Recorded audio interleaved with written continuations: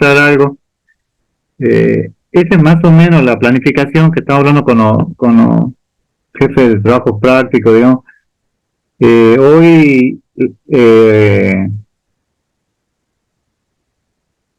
Hoy deberíamos ver el tema de seguridad de base de datos. El lunes que viene, creo que ya lo saben, pero por las dudas lo recuerdo, es el recuperatorio del primer parcial. El martes creo que van a tener clases, pero va a ser a las 2 de la tarde, por un tema de que el profesor de la práctica termina de dar clase a las 12.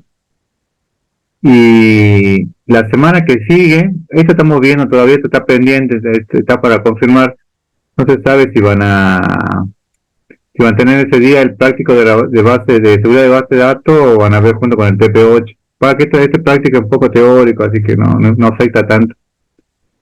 El día, bueno, después avanzamos con la teoría de base de datos no SQL, de data de inteligencia de negocio, data warehouse y minería de datos. Y después estaba programado, no sé, en principio está programado para el 30 de octubre el segundo parcial y para el 13 de noviembre el recuperatorio, ¿no? Después, la idea es que el 31 de octubre le expliquemos cómo va a ser el trabajo final que tienen que hacer de la materia, en los que verían un pequeño desarrollo de todo lo que vieron, digamos, la parte de modelización, normalización, SQL, que después se van a tener que exponer, digamos, sería creo que el 21 de noviembre. Y bueno, y después el coloquio para la gente que quede promocionando. Este es más o menos la planificación que tenemos, ¿no? Acá lo que podría variar es el TP6, digamos, porque estamos viendo si acomodarlo para esa fecha o que lo vean junto con el TP8 porque es teórico. Pero fíjense que en principio, digamos, el parcial estaría para el 30 de octubre y el 13 de noviembre, ¿no?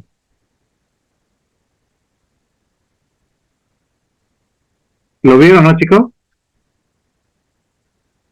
Sí, profe. Bueno. Igual la semana que viene seguramente ya le van a decir le van a mostrar, le van a decir la fecha de los parciales, pero más o menos estamos acomodando que sean para esa fecha. Tiene que ser el lunes por el tema de la cantidad de alumnos que va a haber. Así que bueno, empecemos con el tema de seguridad de base de datos. Y empiezo a grabar.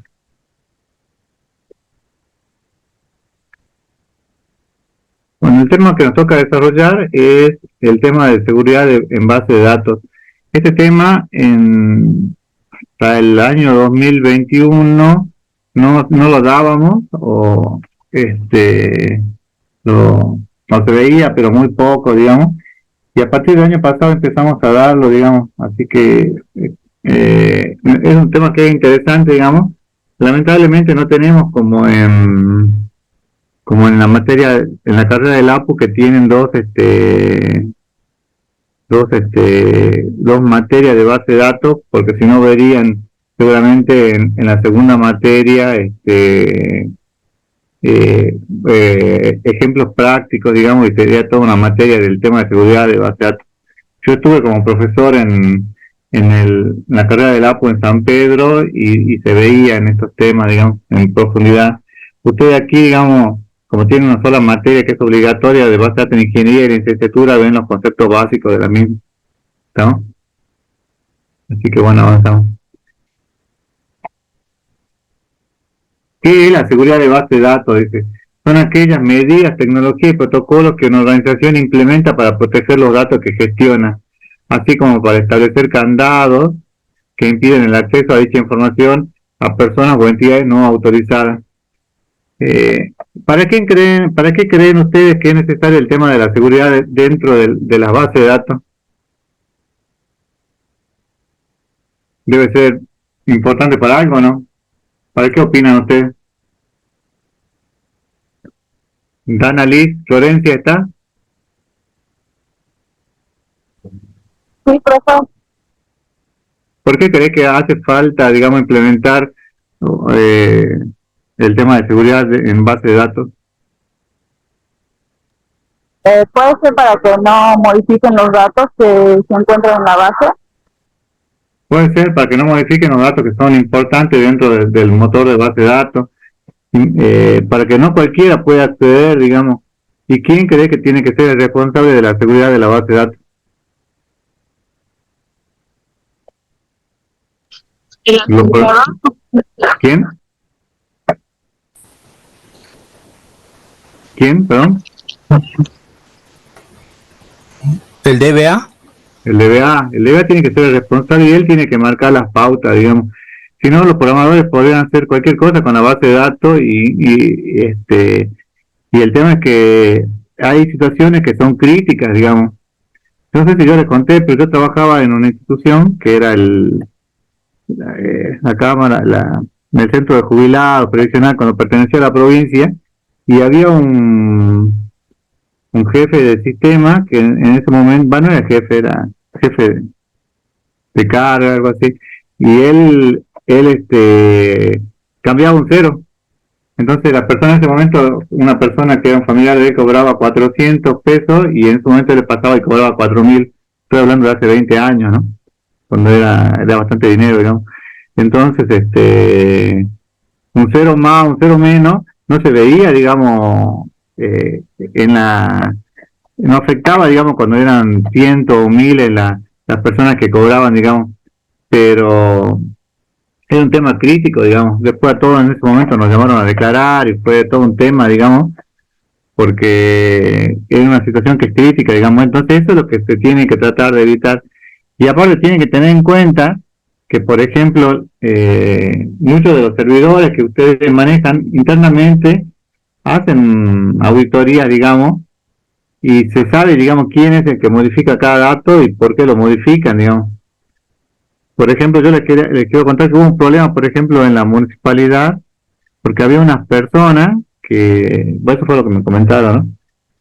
Una mujer que tenían acceso con una clave y podían modificar cierta información de la base de datos y después venía un programador y entraba con el acceso de ella y cambiaba los datos, digamos. Entonces fue crítico, digamos, por lo que tengo entendido, ese programador después lo sacaron del trabajo, digamos. Entonces hay que tener cuidado, digamos, con el tema de la base de datos, el tema de que muchas veces ustedes hacen operaciones y aunque no parezcan, internamente se están guardando registros de auditoría y saben quién se hace, digamos. En ese caso, ¿usted quién cree que fue responsable? ¿Las mujeres que dejaron el acceso o el programador que engañó a las mujeres para poder modificar la base de datos? ¿A quién le echarían la culpa a ustedes? A los dos. ¿A los dos? Y puede tener hasta causas legales, digamos, con eso. Entonces, esa información que ustedes tienen que cuidar, digamos, sobre todo ahora que con el tema de la información, la teoría de los datos, que hay toda una teoría, digamos, de, este, de qué datos se pueden compartir y qué no. Ustedes deben saber que por ahí la base de datos se venden en Internet. No sé si a ustedes por ahí les llega algún mensaje o alguna llamada por teléfono de algún banco ofreciéndole algo, o les llega alguna publicidad ofreciéndole algo, digamos, o de alguna empresa, digamos, porque esto es información que está disponible, digamos, y que no debería ser así, digamos. ¿Estamos? Entonces, la seguridad en la base de datos dice que puede ser de tres tipos: proactiva, se establecen procesos y protocolos de seguridad de la información. Entonces yo digo, por ejemplo, qué programador va a tener acceso a qué tabla, digamos, o tener generalmente a los programadores se les da una base de datos que es como de prueba, digamos, para que ellos practiquen, digamos, que no es la original, digamos, porque es la real, digamos, y el DBA es que se encarga de mantener todo eso, digamos. Puede ser predictiva, que se establece mecanismos de monitoreo y análisis de posibles casos vulnerables. Entonces ustedes pueden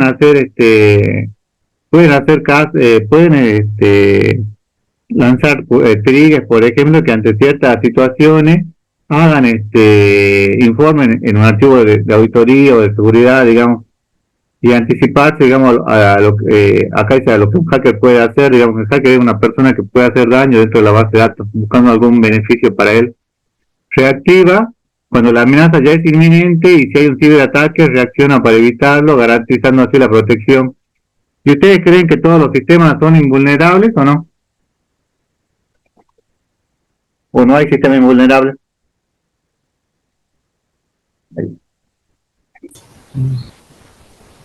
¿Qué es lo que opinan ustedes? ¿Todos los sistemas son invulnerables o no hay sistema invulnerable? No, no hay, profe. No hay. Fíjense que deben haber escuchado por ahí, bueno, que páginas como Google, como Facebook, cualquier, digamos, sistema que están súper avanzados, digamos, que tienen servidores espejos, que se guardan en varios lugares y se caen, digamos. Entonces, ningún sistema es invulnerable y todos pueden sufrir ataques. Lo que pasa es que hay un límite entre lo que se puede hacer y el esfuerzo, digamos, que se involucra. Si yo hago auditoría sobre cada uno de los registros en todo momento y voy controlando en todo momento lo que se hace, digamos, es una pérdida considerable de recursos y de tiempo. Entonces, generalmente lo que se hace es controlar los lugares donde es crítico, digamos, la información. No, generalmente no en todos los lugares, digamos, y eso involucra aquellas tablas o entidades que están relacionadas con el tema de dinero, más que nada. ¿Estamos? Entonces pueden ser proactivo, predictiva o reactiva, digamos. En este caso de la predictiva, solo quisiera agregar que hay hay herramientas hoy en día de minería de datos, de machine learning, que cuando hay alguna situación que es extraña, digamos, o que sale fuera de los estándares normales, digamos, se detecta automáticamente, digamos, que el mismo, el mismo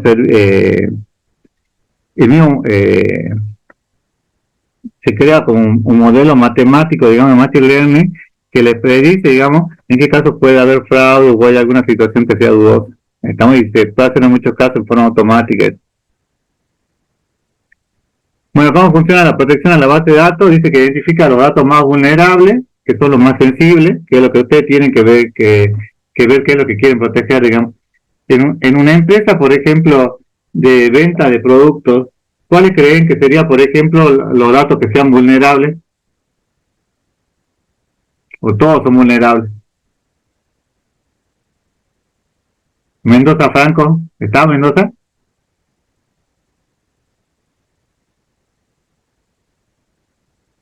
Ariel Yampa,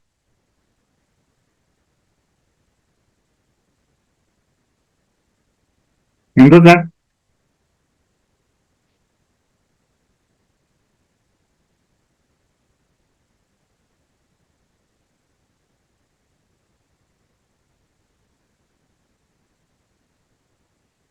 ¿está Mendoza Franco o no?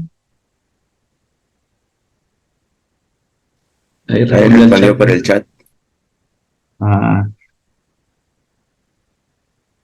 bueno, a ver, Mendoza Franco, ¿cuál creen, o cualquiera, digamos, cuál creen que son los datos vulnerables dentro de una empresa que se dedica a la venta de productos?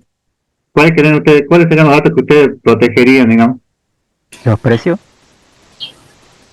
Puede ser los precios para evitar que no me modifique los precios.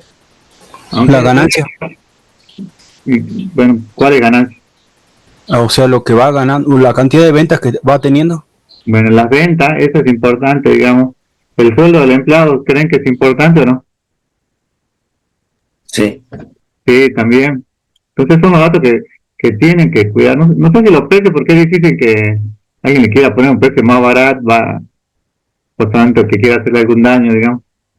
Pero bueno, tienen que detectar cuáles son las entidades que tienen que tener cuidado, digamos.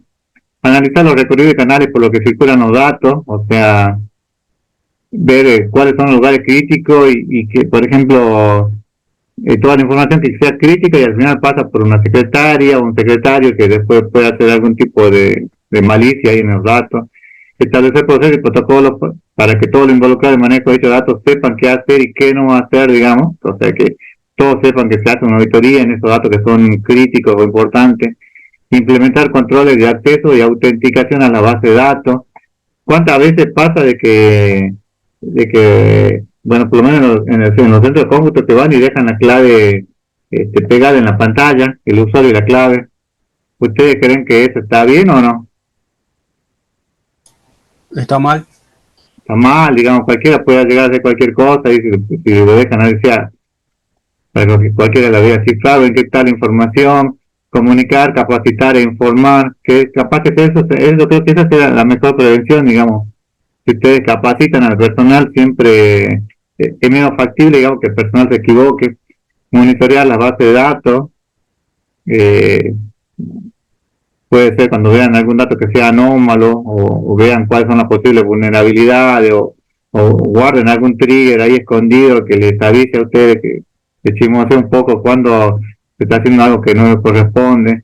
Crear un plan de acción en caso de amenazas e incidentes. O sea, ¿qué pasa si se pierde la base de datos? O sea, ¿qué pasa si, por ejemplo, cae un rayo y me quema todo el servidor, digamos? ¿Qué van a hacer ustedes?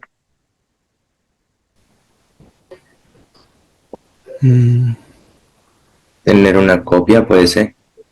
Puede ser tener una copia que se guarde en la nube o que directamente se guarde en la nube. No sé cuándo, hay muchas instituciones que ya directamente lo guardan todo en internet. Por ejemplo, el registro civil no se guarda nada acá de información en los servidores, digamos, no tiene servidores, o tiene, pero no se guarda información crítica, digamos, toda la información del registro civil acá de Jujuy se guarda en el RENAPER de Buenos Aires, y el RENAPER de Buenos Aires habría que ver dónde lo guarda, si es que en servidores locales o lo guarda en la nube, y que ver, digamos. Bueno, entonces crear un plan de acciones, digamos, qué es lo que va a pasar, qué es lo que van a hacer, digamos.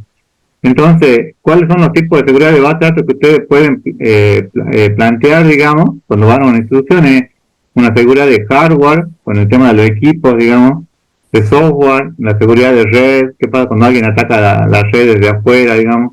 ¿Cuáles son los tipos de respaldo de base de datos? Yo conocí gente que no hizo el respaldo correspondiente y perdió el trabajo. La encriptación de los datos, la detección de intrusos. A veces el tema de los intrusos, digamos, es crucial y es muy fácil acceder a un servidor, digamos, basta con pequeño conocimiento, digamos, y no más de eso, digamos. Yo, por ejemplo, en la seguridad en mi trabajo final de tesis, por ejemplo, hice el tema de seguridad de base de datos, y estoy hablando de hace más de 20 años, y lo único que hacíamos era correr un programita en C y empezábamos a atacar las páginas hasta que en algunas páginas nos daban acceso, ¿no? Y entramos con derecho de root o de administrador en el servidor, digamos. Eso no es, igual no hacíamos nada, digamos, solamente queríamos probar cuál era la vulnerabilidad que tenían en ese momento los servidores, digamos, pero no se necesita mucho conocimiento. ¿Cuántas veces escucharon ustedes que dicen, chicos de 5 años, de 6 años, entró a un servidor? ¿Eso lo escucharon o no? Y ustedes dicen, ¿cómo el chico de 6 años puede entrar y yo que me estoy por recibir ingeniero no, digamos? Y porque lo único que hizo fue correr un pequeño programita en C++ y en C y acceder al servidor, digamos. Tampoco se necesitaba tanta experiencia, digamos, ¿no? ¿Qué protocolo? Bueno, que la gestión de incidentes, cuando se pierden los datos, ¿dónde se pierden? ¿Cuál es el equipo que está fallando? ¿Cuál es la placa de red que está fallando? Los protocolos de internet, ¿qué protocolo utilizo? Digamos, puede ser que también un protocolo que mejore la conexión, por ejemplo. La prevención de pérdida de datos, la defensa, bueno, a profundidad. ¿Y cuáles son los consejos para que ustedes tengan una base segura? Limitar el acceso a la base de datos. Hay dos políticas, una que es, no me acuerdo las siglas en inglés, que te permita todos los accesos por defecto y otra que te deniegue todos los accesos por defecto. No me acuerdo, pero son así.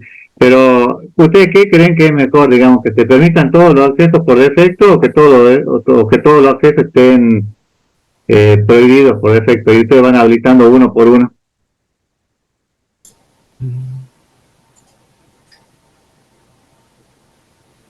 ¿Cuál creen que va a ser mejor? ¿Que todos los accesos estén prohibidos? Que todos estén prohibidos, digamos, pero también es más trabajo, digamos, porque cada vez que le pidan acceso a una tabla, cada vez que le pidan acceso, no sé, o a una computadora o a internet, tienen que habilitar uno por uno, digamos, entonces es mucho más trabajo, digamos, pero tiene mucho más control ustedes, ¿no?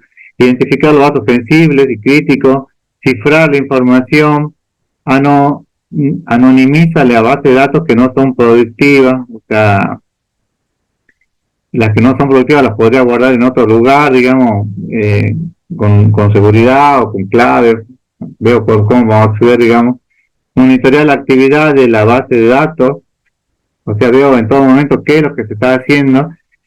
Así como ustedes tienen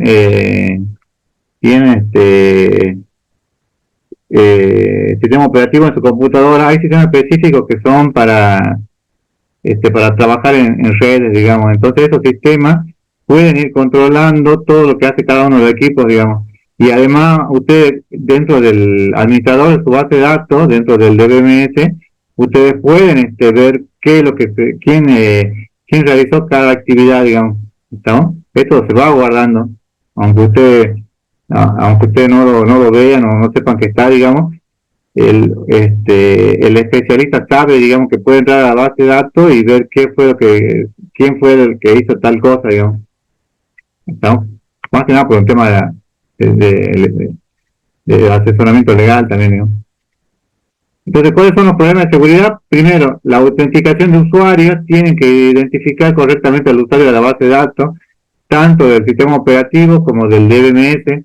Fíjense que por acá, por ejemplo aquí, en esta pantallita, ustedes pueden ver que, por ejemplo, ustedes pueden acceder a la base de datos, le dicen cuál es el modo de autenticación, que acá podría ser, por ejemplo, con el SSL Server, ¿no? Obviamente.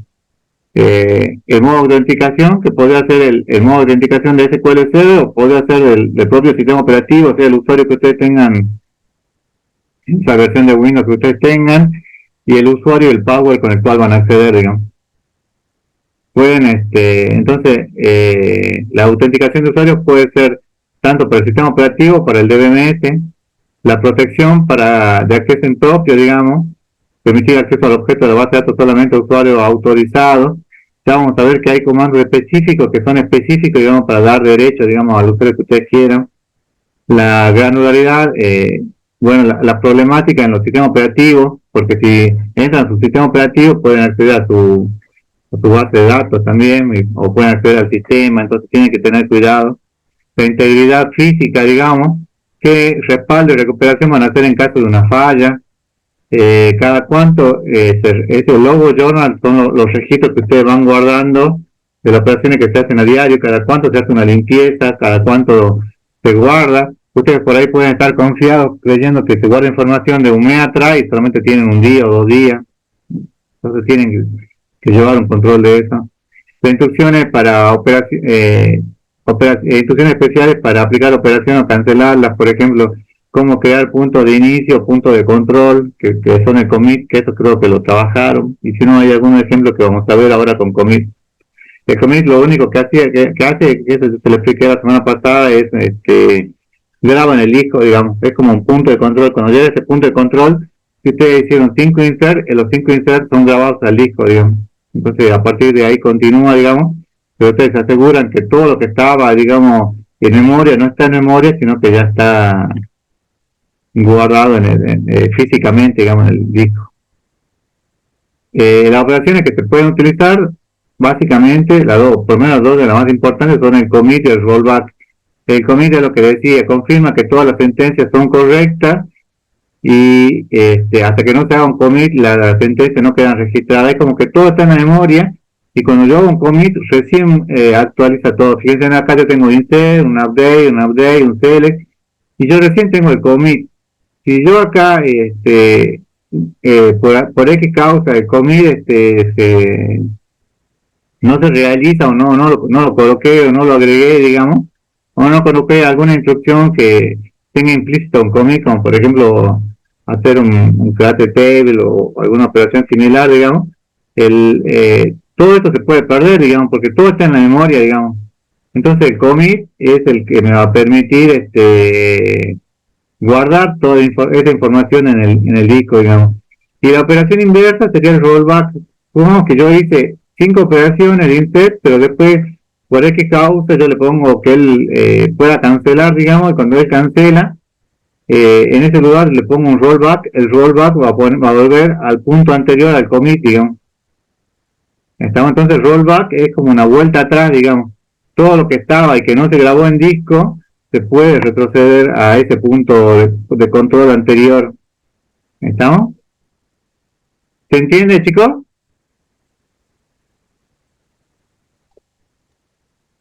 ¿Se entiende la diferencia entre el commit y el rollback? Profe, entonces el rollback retrocede hasta el commit anterior. O hasta el punto de control anterior, digamos. Puede ser que vaya a definir un punto de control y entonces volver a ese lugar, digamos. O al commit. En realidad el commit es como un punto de control, digamos. Cuando vos llegas al commit, sabés que hasta el commit tenés que grabar todo lo que vos tenés, digamos, en ese punto. En algunos motores de base de datos se llama DB commit, en otros commit a seca, digamos. Entonces, según el motor de base de datos. ¿Alguna otra pregunta? Eric Miranda. ¿Está Eric Miranda? Sí, profe. No, ninguna. No, ahora va a mostrar ejemplo de eso. Sí, ahora vamos a ver un poco más en detalle, digamos, algún ejemplo.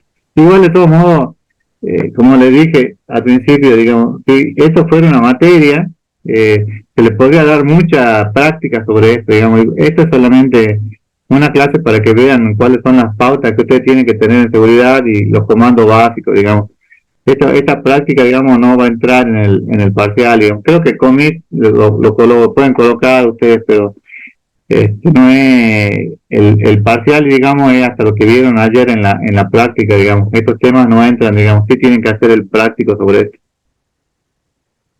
¿No? Hasta lo que vimos la semana pasada en teoría sería lo que entra del parcial, entonces. Claro, porque eso es toda la práctica. Ah, listo. Bueno, seguimos. Bueno, ¿cuáles son los problemas de seguridad? Ya lo habíamos visto. Bueno, la migración y protección de datos sensibles. Los datos sensibles son los que no pueden ser hechos públicos. Hubo, por ejemplo, no sé si ustedes se enteraron, pero por ejemplo hace unos 4 años hubo problemas en la universidad porque se filtraron los sueldos de todos los sueldos de la mayor parte del personal jerárquico de la universidad, digamos. ¿Se enteraron de este caso o no? Hubo problemas serios, digamos. Hace poco hubo problemas en la administración pública, en la provincial, que no sé si ustedes escucharon o vieron de que, por ejemplo, se filtraron el sueldo de las personas que cobraban más de 1 millón de pesos y salió público. ¿Lo vieron eso? Sí, profe. Bueno, esos datos son sensibles, digamos, por algo no se publican, digamos. Entonces, y hay personas que por esa situación tuvieron serios problemas, digamos. Dice, los factores que pueden hacer sensibles los datos pueden ser que sean, bueno, inherentemente sensibles por los mismos datos los mismos datos, digamos, el valor mismo que debe protegerse. Por ejemplo, yo trabajaba en el Instituto de Seguro y uno de los puntos más críticos, digamos, era el tema de las personas que tienen HIV en la provincia, digamos, que es información sensible, ¿no? Imagínense que si saliera público todas las personas que tienen HIV, es mucho más que sensible, ¿o no? Entonces, se tiene que tener cuidado con eso.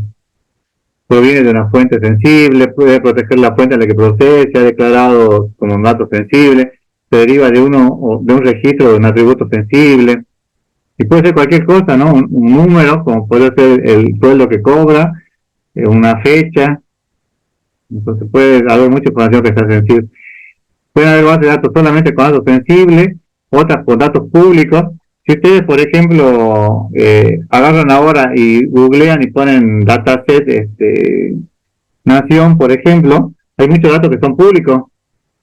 Entonces pueden ver, no sé, información de educación o de salud. Nosotros trabajamos con muchos datasets que son públicos para hacer un poco de minería de datos, digamos, de machine learning. Entonces, hay datos que son públicos, digamos. Inclusive ustedes googlean ahora y ponen dataset provincia de Jujuy, van a ver muchos datos que son públicos, digamos, que ustedes lo pueden utilizar, digamos.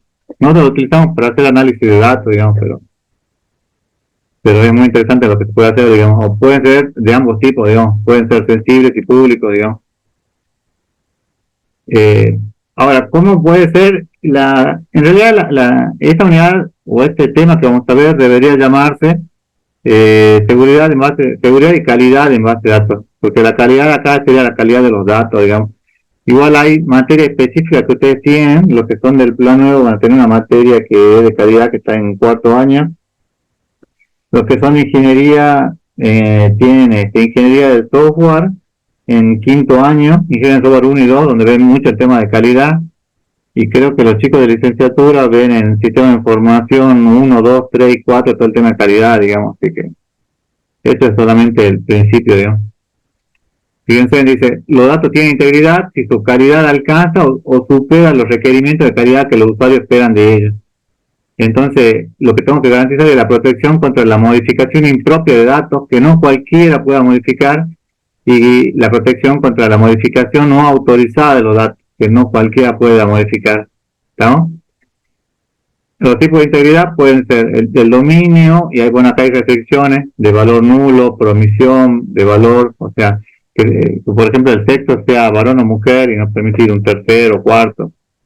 La entidad, digamos, la clave primaria tiene que ser un valor único, por defecto, digamos, y es lo que le decíamos, lo que le digo siempre, es la clave unívoca que identifica cada registro, digamos, que tiene que cumplir es la referencial, que siempre haya una clave foránea, digamos, que relacione, que le permita hacer la relación entre las dos tablas.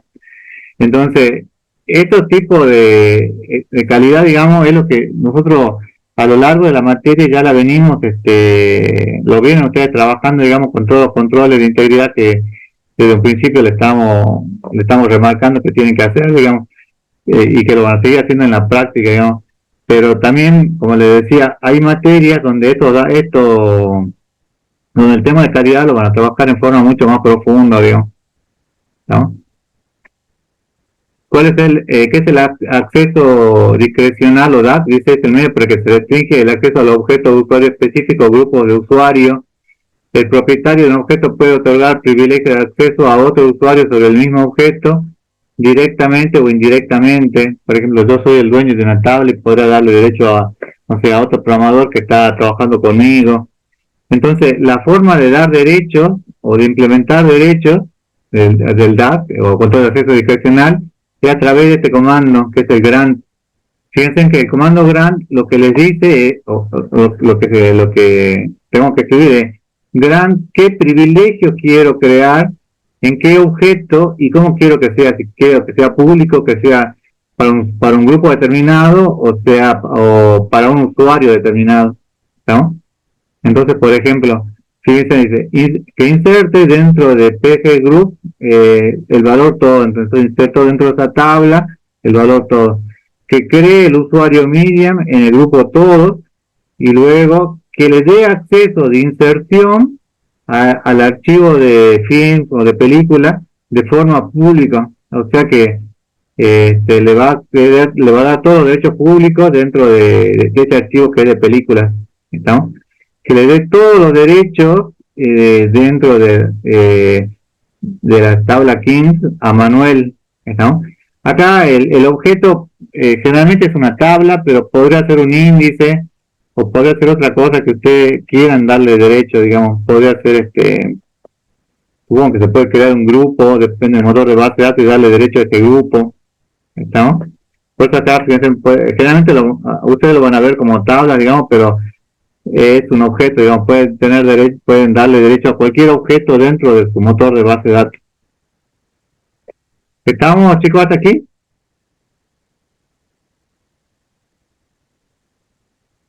Igual el práctico, como le digo, va a ser un práctico sencillo y este tema no va a entrar en el parcial, digamos, porque se necesitaría mucha práctica, digamos, por lo menos un mes de practicar y no es el sentido, digamos, sino la idea es que ustedes aprendan lo fundamental de base de datos y que le demos pantallazo, digamos, de todo lo demás, digamos. Igual el tema de la seguridad de la base de datos tiene una materia en las dos carreras, tanto de ingeniería como de licenciatura, para ver el tema de seguridad, digamos. ¿Estamos, chicos, hasta aquí? ¿Alguna pregunta? Flores, César. No, profe. Bueno, digamos. Bueno, revoque, así como Grant le da los derechos, revoque se los quita, ¿no? Revoque es quitar el privilegio de tal objeto para tal grupo, nombre, usuario o para el público, digamos. Entonces, es lo contrario de Grant, digamos. Con Grant le dan el derecho y con revoque se lo quitan. Bueno, ¿cuáles son las prácticas que ustedes deberían tener, digamos, o que son deseables que ustedes deban realizar, digamos, y esto lo tienen que tener en cuenta, ya sea que sean DBA en algún momento o que sean simples programadores, digamos, pero tienen que tener en cuenta. Usar un sistema de detección de intrusos, especialmente en servidores de base de datos en líneas y de alto riesgo, que son los servidores críticos, digamos. Imagínense un usuario que ustedes acceden a la, no sé cómo pasó hoy, ¿no? Quieren pagar la boleta de la luz y no pueden pagar la boleta de la luz. Hoy me pasó eso. Y después me enteré, porque tengo un amigo ahí en EGESA que me dijo que el problema era, bueno, que había un problema en el sistema, digamos, que no permitía hacer pagos, digamos. Pero imagínense un usuario que está enojado porque, no sé, en la boleta de la luz le vino 50.000 pesos, ¿no? Y el usuario sabe, digamos, ¿qué podría hacer el usuario ese accediendo al motor de base de datos?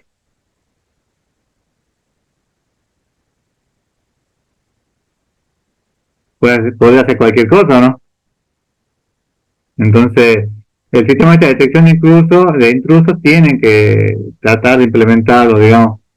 Generalmente se le pone un firewall, que el firewall es un servidor, digamos, que me limita los accesos, digamos, o que me dice quién puede acceder, digamos, que yo tengo que ir definiendo en ese lugar, digamos, los accesos que yo quiero.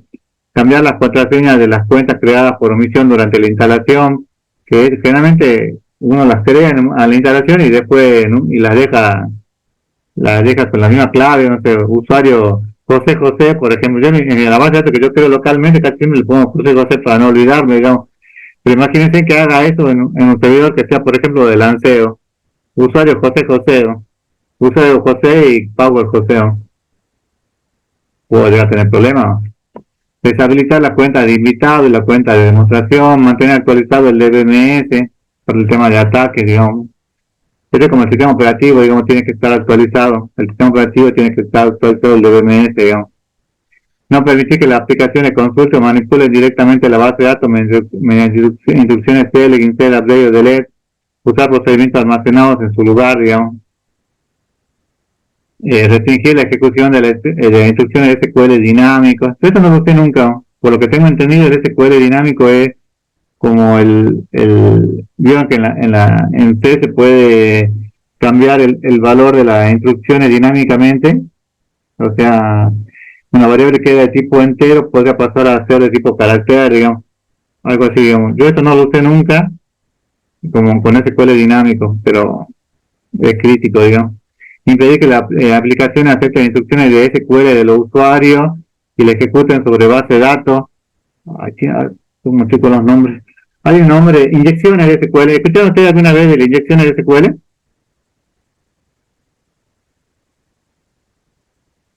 ¿Alguna escuchó de una inyección de SQL? Sí, es cuando se hardcodea el input de por ejemplo, en un formulario. Sí. Directamente el string del formulario lo pone dentro de un comando SQL y generalmente es una falla de seguridad porque podrían poner un punto y coma después de poner el dato requerido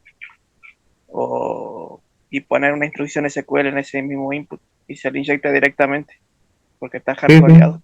Tal como dijo tu compañero, porque es crítico, digamos, estas inyecciones de SQL yo vi algunos que agregando algún código pueden modificar, digamos, y acceder a la base de datos o acceder a información que sea crítica, entonces tienen que tener cuidado con eso también.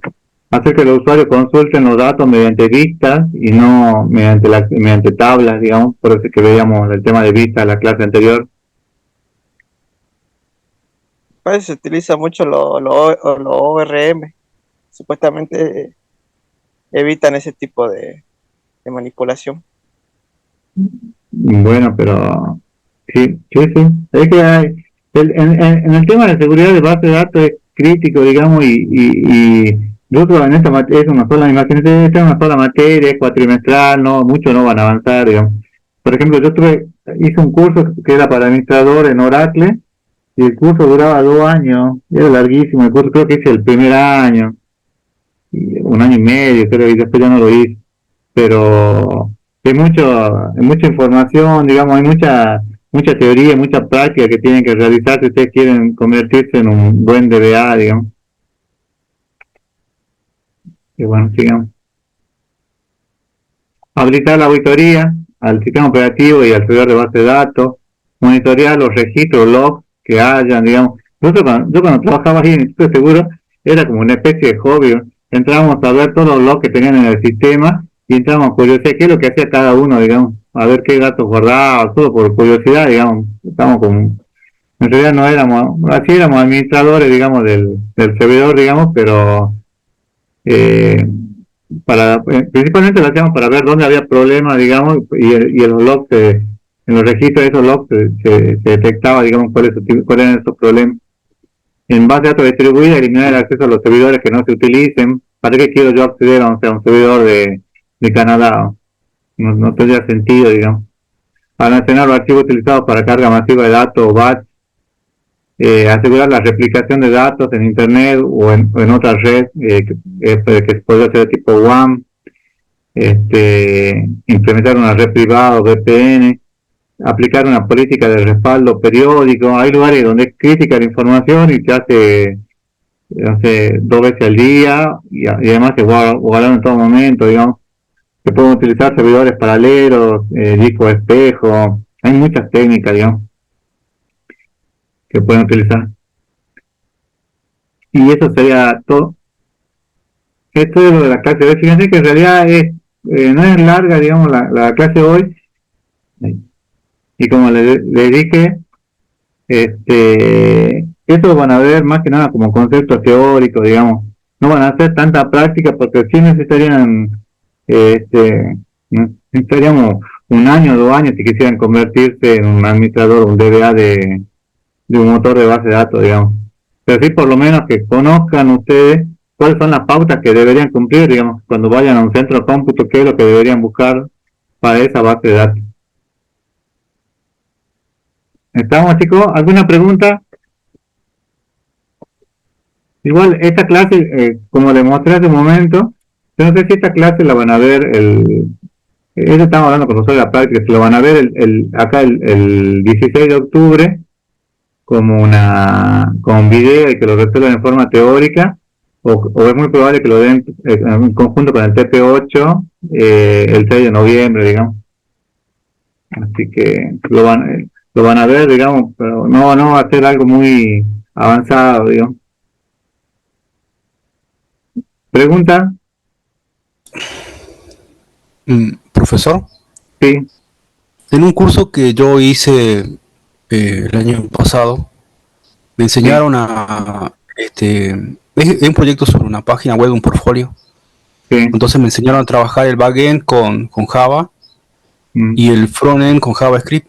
Bueno, el tema es que cuando yo hice el backend con Java, yo controlaba desde el backend el acceso al usuario a través de un token web, no me acuerdo el nombre.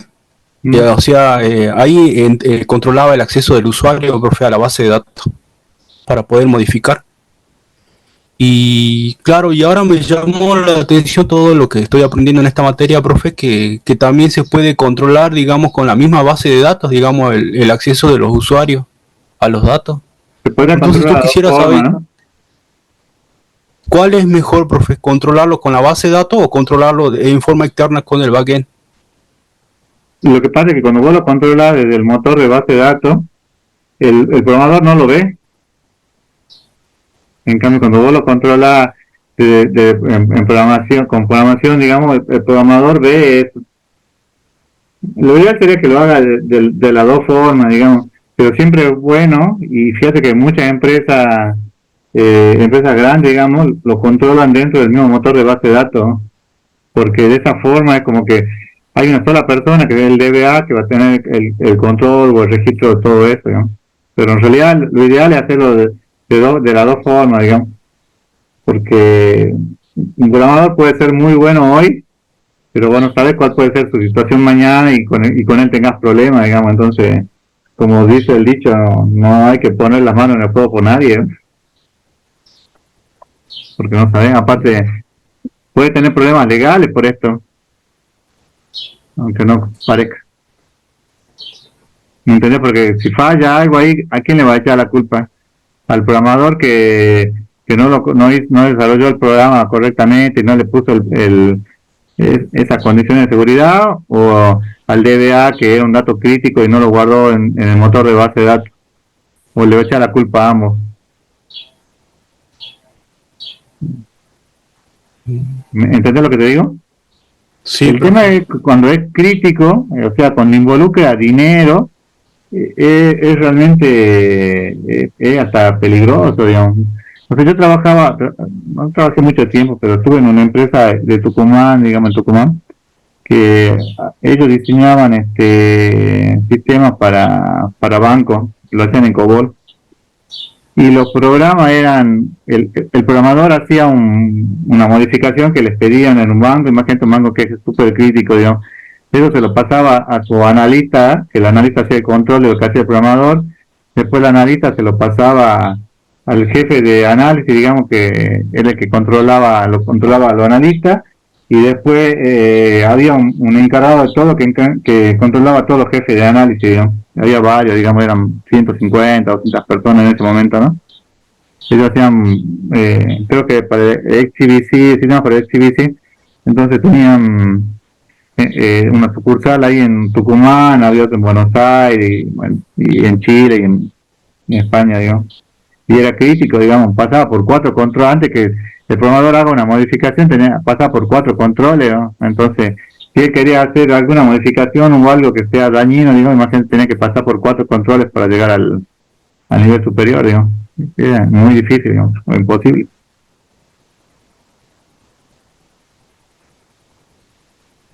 ¿Alguna pregunta, chicos? Es cortita, fíjense en las clases. ¿Profe, esto se toma en el coloquio? Claro. Dígame, por ejemplo, 2 prácticas para... ¿Y cuáles son 2 mejores prácticas en seguridad de base de datos? Y ahora está fácil porque lo está viendo por pantalla en ese momento. Por lo menos tenés que leer y comprender de qué se trata. Para el coloquio sí va, ¿no?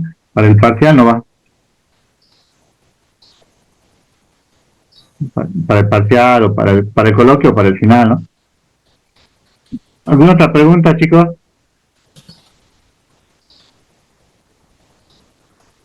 profe, entonces con el grant se crea usuarios y a esos usuarios se le dan Con el grant le das derecho a usuario, le das derecho a los usuarios, ¿no? No sé si crear usuario, creo que hay un comando que es create user y ahí crea el usuario, digamos, crea el usuario. El grant es que te da los derechos al usuario, digamos. Cuando le asigno derechos ahí es donde le da los derechos para poder insertar o actualizar o borrar todo eso, profe. Claro, a lo que vos quieras que él haga. Le puede dar todos los derechos que vos quieras o le restringe todo y se lo va dando de a uno. Generalmente lo que se usa es un usuario que es como un usuario modelo. Entonces, por ejemplo, vos tenés un usuario que es tipo programador, entonces ese usuario tiene todos los derechos y cuando vos creas un usuario lo creas como un usuario de ese tipo, digamos, tipo programador. Entonces, y de ahí después vos le asignás o le quitas más derechos.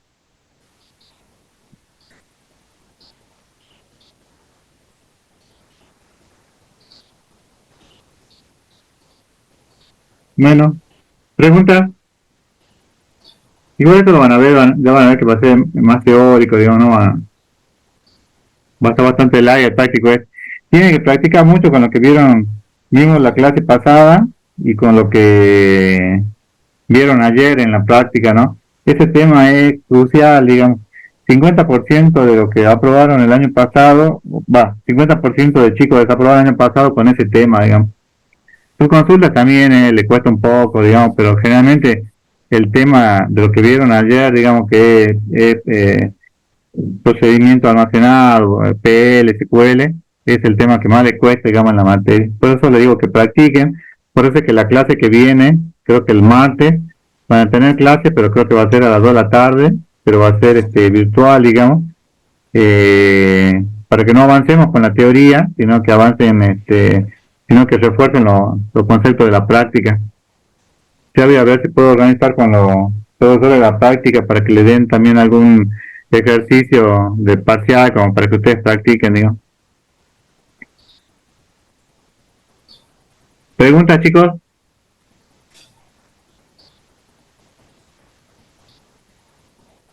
Profe, con respecto a pro concurrente no tiene fechas definidas todavía, ¿no? No, pero quedan, ¿cuántas teorías quedan? Creo que queda una sola teoría, ¿no? Capaz que quedan 2 prácticas, o sea que en 3 semanas se podría llegar a tomar el parcial, digamos. Lo que pasa es que todo depende en programación concurrente de cómo avancen con la práctica. Según cómo va el profesor de la práctica me dice, no, van todos bien, ya están listos para el parcial, se toma el parcial. Y si él me dice, no, necesitan una clase más, se demorará 4 semanas o el tiempo que le haga falta para que estén ustedes en condiciones de rendir el parcial, digamos. Bueno, profe. Pero no queda mucho, digamos, porque le queda solamente un solo tema, creo que le queda, que es Executor Framework y nada más, digamos, que eso vamos a ver el lunes que viene y el jueves la práctica y ya estaría, digamos, pues calcular de acá a 3 semanas o un mes más o menos. Bueno, Tiene que practicar, digamos. Bueno, pregunta. Profe, ahí en la consulta le pegué una instrucción de SQL. Me llamó la atención cuando hace select 1, S1, profe, ¿qué significa? ¿O está mal esto? No, me parece, si mal no recuerdo, puedo estar equivocado, el select 1 no es el primer atributo que tenga la tabla. No, generalmente cuando le ponen el 1 ahí es para un orden, digamos, pero ahí me parece que no es para un orden, porque igual es de select 1, salvo que el campo se llame 1, pero googlealo. Supuestamente lo que hace esta instrucción es, profe, hace una subconsulta y busca todos los ID de alumnos que se encuentren en otra tabla. Y si los encuentra, los muestra, digamos. Tendría que correr por aparte el select 1 from tabla o otra tabla alumnos ID sea igual a alumno ID. Tendrías que correr eso y ver cuál es el resultado que obtener, digamos. Puede ser que obtenga solamente los ID que vos estás diciendo, digamos, que estén relacionados entre las 2 tablas, digamos. Y que ahí te borre todos los alumnos que no existan en la otra tabla, digamos. Sería como una especie de limpieza de datos. Pues la verdad no, nunca lo vi. Bueno, profe. Siempre se aprende algo nuevo. Bueno, profe, gracias. Bueno, a ver. ¿Alguna otra pregunta, chicos? Igual a lo que le fue mal en el recuperatorio, creo que un 60%, 70% aprobó, así que está más o menos, pero lo que le fue mal tiene que ponerse las pilas, si no estaba tan difícil el parcial, me parece que estaba un poco largo, pero no estaba difícil.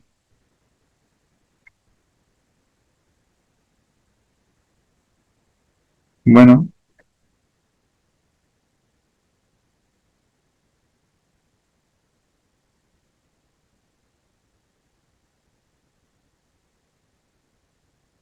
Bueno, si no hay preguntas, chicos, nos vemos la clase que viene. nos vemos, profe. Hasta luego, profe. Hasta luego, profe. Nos vemos.